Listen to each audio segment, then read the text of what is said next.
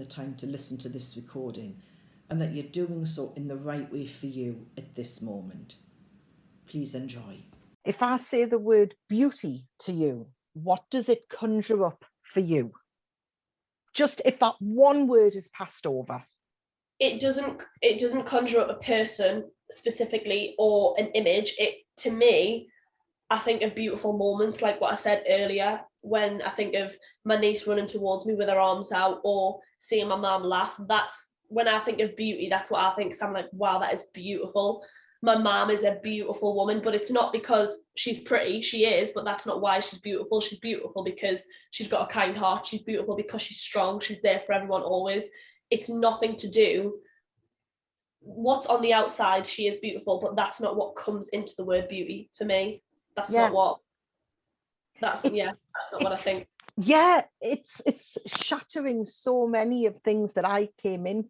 And I think that's amazing, because there's so many people, and I don't want to pin it on specifically like an older generation, but there is a lot of things from past generations that people are so against. And it was because in their sort of generation, it wasn't that it didn't happen, it just wasn't happening in front of everyone, so it wasn't normal. Mm-hmm. And I know I've spoken to older people that sort of they've got nothing against it, but they don't understand when people are gay, when people are drag queens. They just don't get it. And it's not that they're against it, they just don't understand it. Yeah.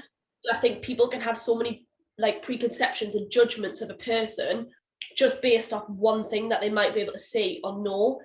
Whereas if you've got someone, just their voice, and you can hear that person talking and about their values and their morals and what they stand for, that's like, you could think in your head, I could imagine that most people, 99.9% of people, would imagine the person very different to what that person actually looks like, just based on how they speak. Because if someone sounds nice and like friendly, you would expect it to be a sort of very clean, small, shy looking, cute person with no tattoos and no makeup, whatever. And yet it would probably actually be the complete opposite. And you would expect, just from, not me personally, but I know from other people, you would think that someone who was going to be a bit rough around the edges, they might be covered in tattoos, piercings, you might think that they might be a bit sort of more standoffish, and they're probably actually the lovelier person of the two. Yeah, this is what I did a one the other day with somebody, and they were talking about somebody could be absolutely gorgeous to look at, but they're not a person you'd want to know. Yeah. Because as a person, they're not nice, and they're not inside, internally, they're not beautiful. I think unless you're a beautiful person on the inside, it's very, very hard to be a beautiful person on the outside. It might be from a distance to people that you don't know, but as soon as someone sparks a conversation, it's going to be very instantly obvious. And I think this is a good topic actually surrounding beauty pageants, as you mentioned, because people have got this sort of idea that a pageant is just a thing where girls can go and stand and look pretty, and that's all it's about, and that they're all dumb and don't have any idea what they're doing or whatever. There's such a stereotype around pageantry, and it's actually the complete opposite. Like the bunch of girls that I'm doing Miss International with, and when I did Miss Newcastle, are some of the nicest girls I've ever met. They're all doing amazing things for charities. They're all becoming ambassadors. They're all standing up against sort of mental health problems. They're all standing up against sexual abuse. They've all got these amazing platforms, and they all want to do so much. And actually, yes, there is a section of it where it is your presence on stage, and it is how you walk and how you present yourself. But the main judgment of the pageant is not, oh, is she pretty? There's so much more to it. Is she a beautiful person? Is what she's doing, is what she stands for beautiful? And I think anyone outside of pageantry doesn't know that, and no one gets to see that side of it. And that's what we are trying to do, to break the stereotype, because for people that don't know, it's just like, it's a beauty pageant. They don't actually see anything that goes into it, and how much all of the girls that are doing it want to help and make a change for things that are important. So I suppose it isn't like, because we see on the telly, and you see all the, I'm going back to younger than you, obviously, all the thingies and tiaras and all that, all the little kiddie Yeah. ones. Which is very, I'm going to say even the appearance is very artificial. I think I have a bit more of an issue with sort of the younger pageants. I think it's very difficult at such a young age for a child to make a decision whether or not they actually want to do that, or whether or not it's just the parents' dream that they want to put their child into that, or it's maybe something that they wanted to do and they didn't fulfill, so they're now sort of pushing it onto their child. I think that's a situation with a lot of things, though. I think that can be the situation with dance sometimes, and sort of anything really. I think sometimes parents can push too much, but obviously on TV as well, it's always going to look a lot worse than what it probably is, because they always get the best bits. A lot of it probably is scripted for the views, so we will never 100% know. But I do think pageantry is perceived very, very wrong the way it is shown in programs like that, because it's the complete opposite. Everything that we sort of stand for is just so different to what you would see on, like, for example, toddlers and tiaras. Do you think it's like a historical view that is, you mentioned before, the older generation? I think it's just one of those things where one thing's been released and it became really popular and everyone knew about it, and now that's instantly what everyone relates pageants back to. And obviously there's such a big stigma of, like, what would you like? Oh, world peace, harmony. And I think it's sort of shown as it's quite ditzy, and that it's just sort of someone trying to look pretty and be like, yeah, world peace, and then not actually do it. But every single pageant that I have, like, seen or watched, or the ones that I've been involved in, including this one, it's so much more than that. Every single girl is doing something absolutely amazing. I know one girl from Miss International, she's an amazing sewer, so she's actually making underwear and panty liners, reusable panty liners, to send away for those that can't afford sanitary products. There's another girl that's just became an ambassador for Mind, and she's working with them against sexual abuse. I've become an ambassador for Melanoma Me, and I'm fundraising and working alongside Teenage Cancer Trust. Every single one of us is doing something that will make a difference. I've just started a petition online, which, you know, I sent to you, and that's to change something on the NHS website. So really it's so much more than just being on stage and looking good. It really, really is. That's a big thing about pageantry as well. Like, I know the ethos of Miss International, it's cheer all women. That's what they stand for. There's no discrimination against race, side, like, no matter what, you can enter that pageant, and that's what they're there for. They want people to enter it because it's such a confidence booster as well. I know a lot of girls enter pageants to gain confidence, and it is an amazing thing for that. And I think if you can stand tall and be proud of who you are and comfortable with who you are, and think, you know what, yeah, I am a great person, and you know that all of your morals are right, that will be perceived that you are a strong, confident person, and that there is nothing more amazing than that to see. So when you're saying, like, you might not feel like that, somewhere deep down you are that person, because that's what everyone else can see. I think it's a big thing of sort of self-love as well, because I've recently, with Melanoma Me, who I'm an ambassador for, started doing a self-love class with them, and there's loads of different tasks that you do throughout the session, and it's sort of you have to do a lot of talking about yourself, and people aren't used to talking about themselves. If I said to you three words that you love about yourself, people go, like, people don't know, because people don't talk about themselves. And you need to sort of get into the mindset of talking about yourself, how be kind to yourself, like how you would be kind to others. And I think once you get to a certain point on that self-love journey, it changes your life, because you know who you are, you know what you stand for, and no other outside opinion could change that. And I've been sort of on my sort of self-love journey for like a lot of years now, and I'm at a point now where I know who I am, I know that I'm a good person, and no matter what anyone else could sort of say to me or it literally would not affect me. It would not bother me, because what they think of me is none of my business. Yeah, 100%, because you can't let what anyone else think affect your way of thinking, because it will completely knock you off. And also another big thing to do is to just not compare, because comparing yourself is the worst thing in the world. It is just the worst thing that anyone can do for themselves ever, because it's never ever going to end well. There's always going to be someone that's going to be slimmer, prettier, fitter. There's always going to be something better, but they're not you.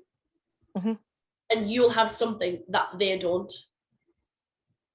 So it's not everyone is the same. It would be boring if we were all the same. The world would be a very boring place. Yeah, I think what you said about having to find 3 words about yourself. I mean, I pulled a face. I don't know if you saw, but I really did, because I think my first reaction, if somebody was to say to me, tell me 3 things about you, I would have to pick 3 faults or 3 things that, because I don't want to brag that if I've got something about me.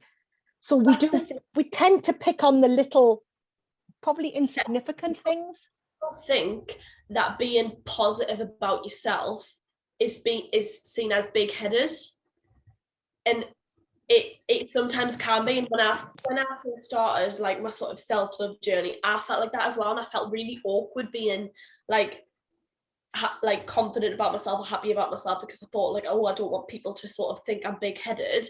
But at the same time, if you thought someone else looked beautiful, you would have no issue with saying to them, my God, you look amazing. So why would you have that issue saying that to yourself? Like, you really shouldn't, because you need to be able to know that yourself. If you can't love you, this is a RuPaul quote, if you can't love yourself, how the hell are you gonna love anyone else? Can I get it in there? That is so true. I'm watching it at the minute, like constantly. That's why I'm saying that. But it's so true. You can't pour from an empty cup. Oh, I love it. It's like I always say, I would have to start telling people about it's my belly and this and my limb. But I wouldn't think about saying, do you know what? When I speak, I've got these 2 little so cute dimples that appear just above my mouth. And they're lovely. I think they're beautiful because they're quite unique. Yeah, and they I'm are. like, but I wouldn't tell somebody that. A good sort of habit to get into as well is to practice positive self-talk. So for example, if there's something that I think I'm not going to be able to do, I wouldn't say like, oh God, I'm not going to be able to do that. I would say, do you know what? It's going to be a challenge, but it's something new and I'm excited. And it's about flipping things. It's about reversing everything the wrong way. So example, you were saying about your limb. This is going to sound really dramatic, but I've got a tattoo on the back of my leg that actually says perspective. I'm really, really big at putting things into perspective all the time. So for example, if I had a limp and I was thinking, oh, my limb, I've got legs, I can walk. Someone out there is thinking, my legs don't work. Someone else out there is thinking, I don't have legs. Yeah. When you start to put things into perspective like that, it's like, wow. And it's a lot of it's like sort of gratitude and stuff as well. Like me and my mum always say to each other, I read something somewhere and I think it was like someone dies literally every second in the world. It's like someone's sort of just died. Like that's how fast it is. So if I'm ever being negative about myself or about a situation, I just, that's quite morbid to say, but I just think that in my head and I just think realistically your situation could be a lot worse. And me and my mum always say that to each other. We just go perspective and then we just leave it at that, because it's, I think you need, when you put things into perspective, you start appreciating yourself and what you've got a lot more. People, I've got to admit though, if people say to me, how are you today? I have got into the habit of saying, it's a good day, I'm up and I'm out. I sort of trained myself. People would say, how are you getting on? I'd be like, oh, I'm all right, or nah, not bad. And then I've trained myself into saying, yeah, I'm really good. Because if I'm not bad, I'm good. So why would I choose to say the negative of the two? I'm good. Yeah. I'm not bad, I'm good. Like there's nothing wrong. So yeah. If I'm in pain, if I'm in pain, like I'm in pain 24 hours a day. So if I tell you I'm fine, that means I'm in pain. Yeah. But what's the point in me always saying I'm in pain? And I've got used to doing this around my pain, but I suppose I don't do it around other things. Yeah, it's just one of them things where the mind is so powerful and so complicated, and once you start to realize how everything works and start to learn little tricks to help you, you become literally unstoppable. I think, in fact, I said to Stuart yesterday or the night before, we were talking about something, but there was a solution to whatever we were talking about. I says, oh, it's not a problem then. Yeah, It's only a problem if you can't find a solution. yeah. And there's most of the time there is a solution. Oh, there is. There is. They're tough sometimes, and there's sometimes solutions you don't want, but Yeah, there's solutions. everything happens for a reason. Oh, absolutely, absolutely. But there's so much pressure by society. Yeah,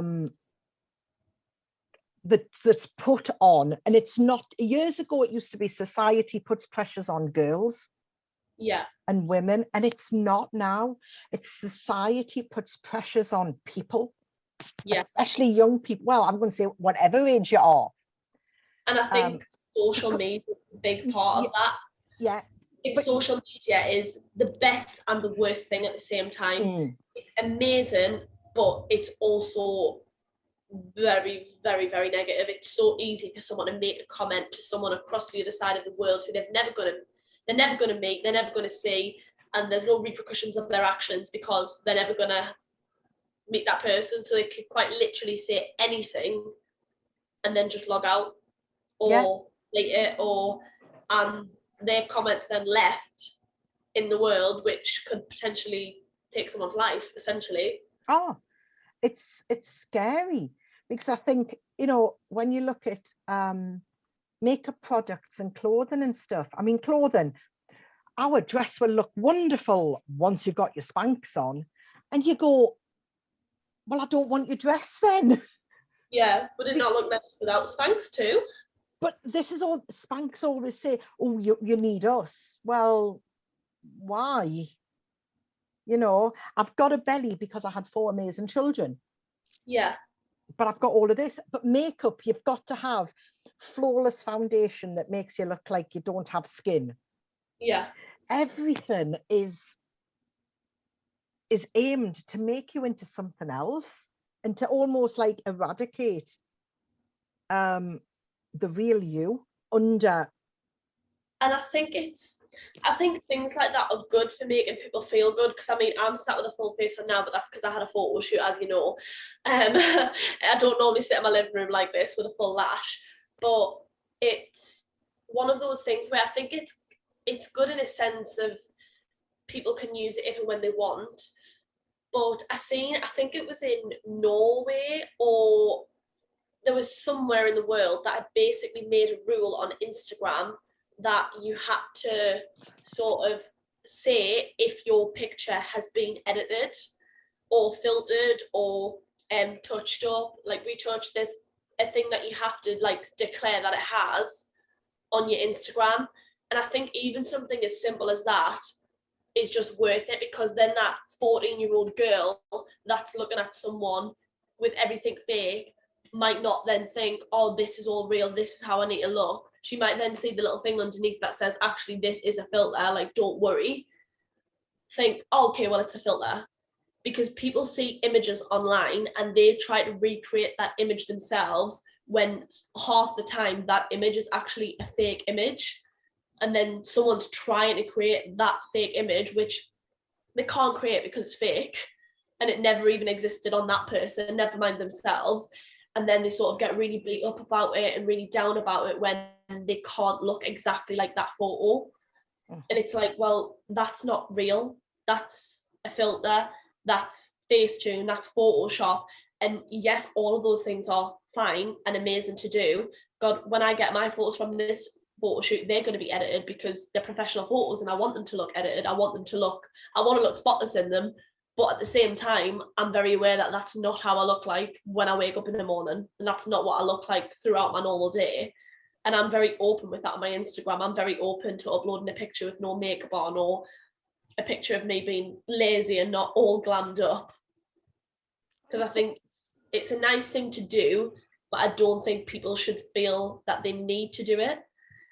I'm doing a lot at the moment where I am constantly glammed up because I'm doing sort of appearances and stuff, and I'm not doing it because I feel like I have to. I'm doing it because I want to put my makeup on, and I want to, it's like a different persona for me. It's almost like I put on an alter ego when I put my heels on and my lashes on, and it's nice to put that on, but it's nice to take it off.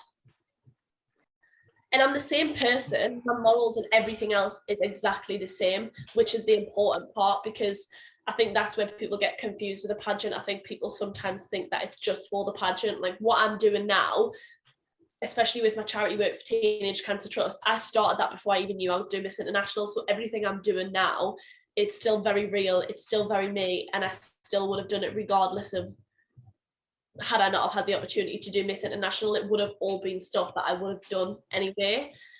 But the makeup and stuff, that's not how I look when I wake up. That's something that I put on because it makes me feel good and it makes me feel nice.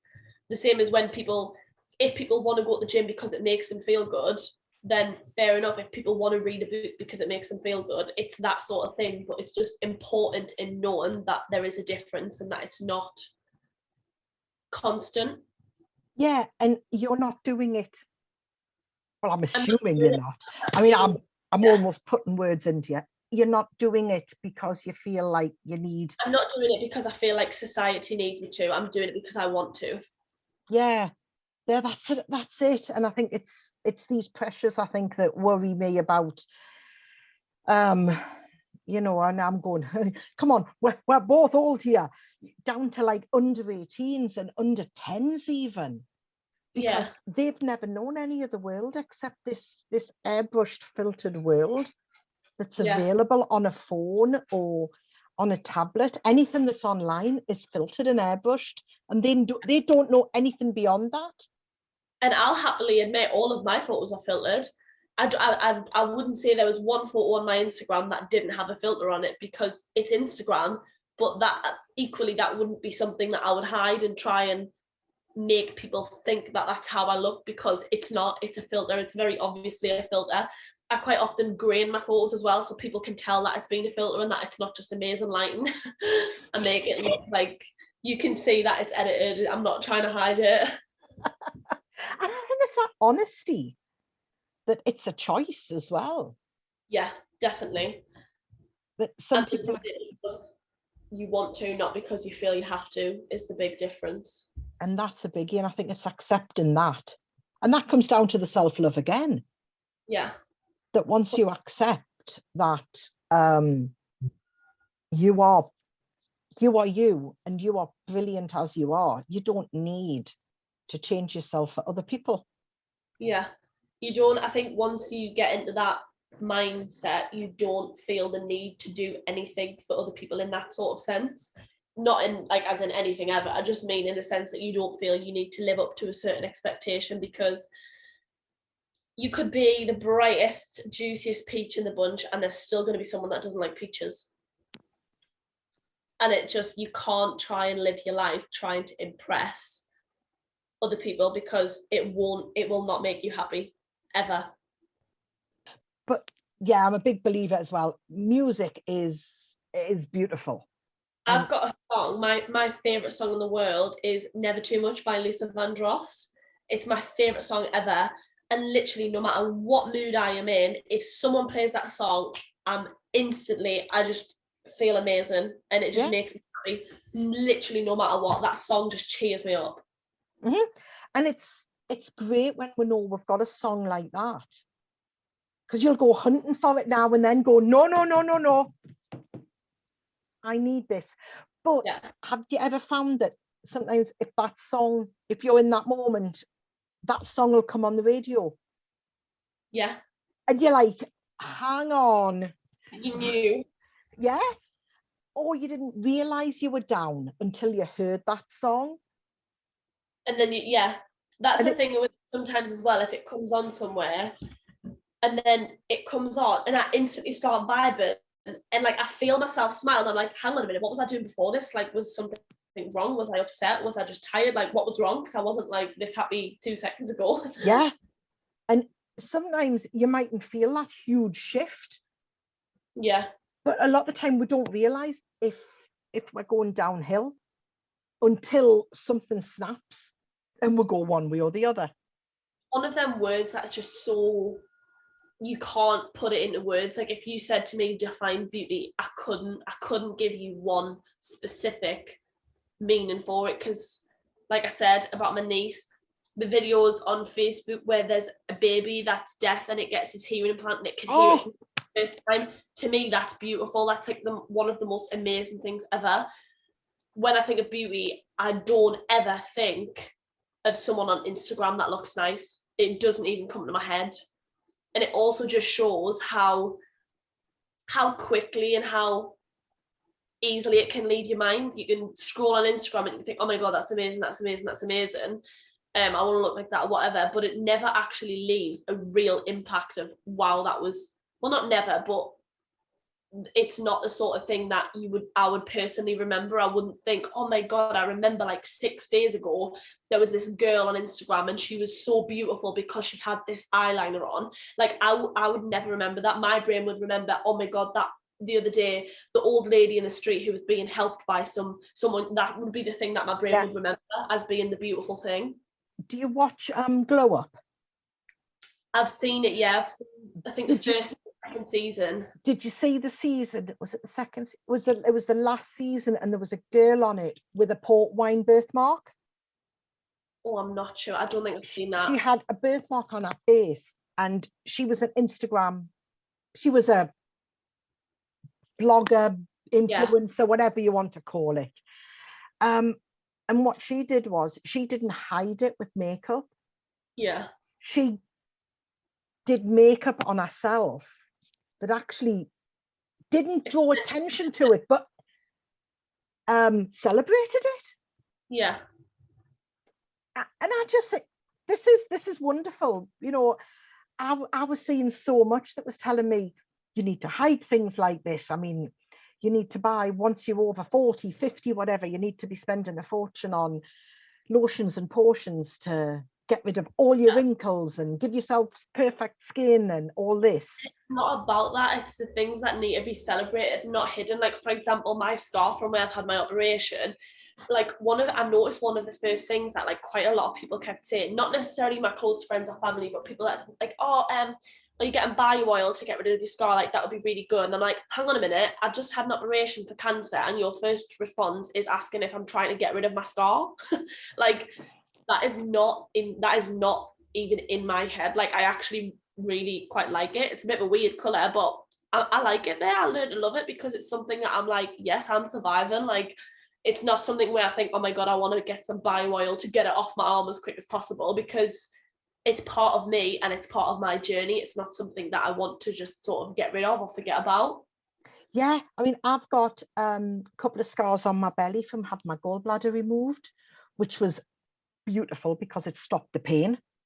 Yeah. And I think people have to be very careful with how they word things as well, because I think people say a lot without actually thinking about what they're saying. And I've seen something else on this recently, which is a bit off topic, but I've seen a lot of posts on Facebook, which I've shared, where it's like, stop asking someone when they're going to have kids. Stop asking someone when they're going to have when they're going to get a husband or when they're going to get married, because for all you know, that person could have tried to have kids 4 times and they could have lost the child 4 times. That person could have had a really bad experience that has made them not want children because they might have had a bad childhood, or with someone in a relationship, that person might not be interested in anyone ever, and they might be an independent person that wants to be on their own. And I think it's a thing from the past where people just ask these questions and they just blurt them out with no intention of actually really caring about the answer. I feel like people almost use them as conversation fillers. I feel like people sometimes just use it as a topic of conversation without actually thinking, like, is this do I know enough about this person to know if that question's going to upset them or trigger something or actually be important? Because most of the time as well, it's like, oh, you're going to have kids. And they're like, oh, I don't know. Oh, like, it's not a conversation anyway. And I would never point that out unless it was someone I knew. Like, if it was someone that I just met, I would never say to them, like, oh, what's that from? Because you just don't know how. Anyone could ask me about that and I don't care. I'm very open about it. Like, I would quite happily explain to anyone. because I want to spread awareness. But some people, you don't know what it's from, you don't know what it's made them feel, you don't know what it's going to trigger. So it's best to just leave it with stuff like that, unless the person wants to actively go out of their way to tell you. You don't need to ask that. There are other questions you can ask that are not going to bring up something that could potentially really trigger someone. Like, there's other topics of conversation to talk about, and a lot of the time people don't actually really care. They're just being nosy and they just want to know. They don't actually really care about it. They're just like, oh, what's that from? Oh, I was diagnosed with skin cancer. And they're like, oh, are you all right now? Yeah, okay. And that's it. And it's like, yeah, they're not really interested in what the situation was. They just want to know what the scar's from. Yeah. And people are really, really, I've noticed, people are very, very, very intimidated by a confident woman, and they don't like it, and they automatically think, I'm talking men and women, they automatically think, oh God, like, she's on herself, or she's snobby, or she's this, or she's that, or oh God, look at her. And it's such a stereotype that's what pageantry is really good for, is to break the stereotype. Like, we are all confident, strong young women, and none of us are sort of nasty or looked down. We all support each other together. And that's, like I said earlier, that's the ethos of Miss International, is cheer all women. And no matter who's entering, no matter what their experience, no matter what their background, we're all in this together, and we all want to make change together.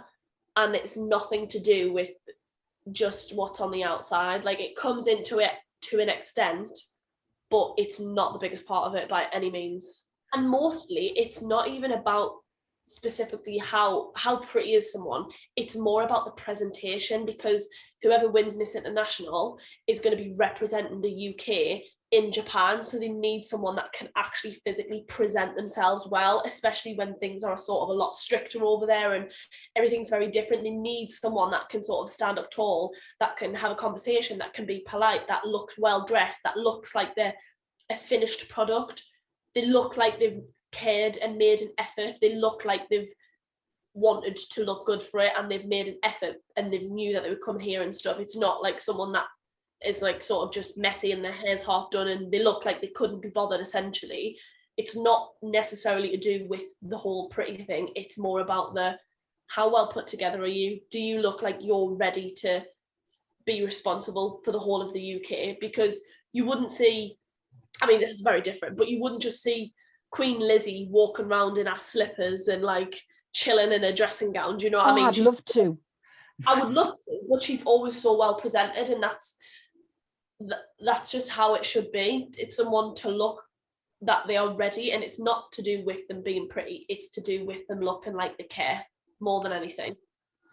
Yeah, I think that's really interesting, because when you're saying that it's almost like it gives other people confidence in them. Yeah. And I wonder if this is why a lot of people don't really have confidence in Boris Johnson, because he never actually looks like he's put effort in. Appearance is a big thing in the sense of it can tell you a lot about a person when you first meet someone, and I don't mean that at all by like beauty standards or like how gorgeous their eyelashes are. I'm talking nothing superficial. I'm talking about like, do they look like they've brushed their hair this morning, and do they look like they've actually made an effort to come here? Are their clothes ironed? By looking at things like that, you can see, right, that person's clothes are ironed. It's currently 8 a.m. They had to leave at 7:30, which means they had to get up at least 6:30 to do this, which means they care because they've got up early, they've prepared themselves, they look the part, they're sat the part, they're not sat slouching. Like, body language and how you present yourself, it says so much about someone. If you had two people walking on stage and one of them was going to represent the UK, and one of them walks on slouch and their hair's like not very put together, it just looks like they could have rolled out of bed, and like something doesn't match on their outfit, and they're just sort of generally like not finished, but visually their face is much more gorgeous than the other person, and they've got so much more knowledge and everything else, but the other person walks on with confidence, with pride, with motivation to do something, with like an actual sort of, do you know what I mean? If they look the part, that's the person you're going to instill your confidence in, because you're going to think, yeah, they look strong. They look like they know what they're doing. They look like they know what they're talking about. I don't shave my armpits. Yeah. And it was like, oh, but you must. But why? And I went, well, for starters, who gives a flying F? Do you know what I mean? And also, I mean, I've got an underactive thyroid, so I've got virtually no hair on my arms. I've got virtually no hair on my legs. I've got my eyebrows. I only have to block out half an eyebrow. Look, because I've only got half eyebrow.